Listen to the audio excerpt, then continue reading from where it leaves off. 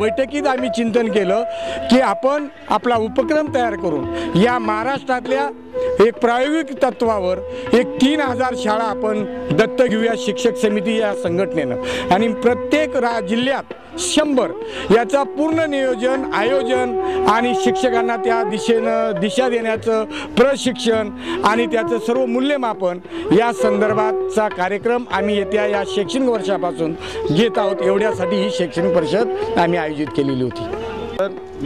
3000 रुपयावर शिक्षण सेवक हा रोजंदारी कामगारापेक्षाही कमी पगारावर काम करतोय आणि हे आर्थिक जी विषमता आहे, जो 12वी झाल्यानंतर जो D.Ed झालेला आहे, एक पदवी घेतलेली आहे, त्या पदविकेचा तो अपमान होतोय। महाराष्ट्र शासनाने शिक्षण सेवक पदच रद्द करून शिक्षक हे पदच निर्माण करावं आणि शिक्षक सेवकाला न्याय द्यावा। शाळा द्विशिक्षकी किमान व्हाव्यात हे शासनानं धोरण निर्माण केलंय।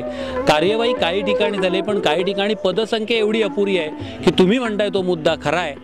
द्विशाळेचं धोरण ठेवून सुद्धा अनेक शाळा आज एक शिक्षकी आहेत आणि त्याचा फार मोठा विपरीत परिणाम एकूण त्या विद्यार्थी मानसावर होतो, विद्यार्थ्यांच्या अभ्यासक्रमावर होतो, हे वास्तव आहे। आमची तीही मागणी राहील।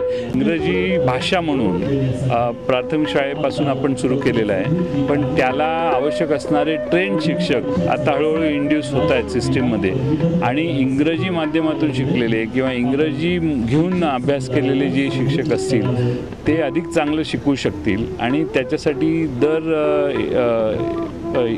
शिक्षक भरतीमध्ये 20% मला वाटतं इंग्रजी माध्यमाला प्राधान्य देण्याचा प्रयत्न करण्यात आलेला आहे। त्यामुळे हळूहळू हे पूर्ण शिक्षक जे इंग्लिश शिकवायचे ते इंग्लिशमधून शिकलेल्या शिक्षकांनी शिकवलं तर अधिक चांगलं शिकवलं जाईल।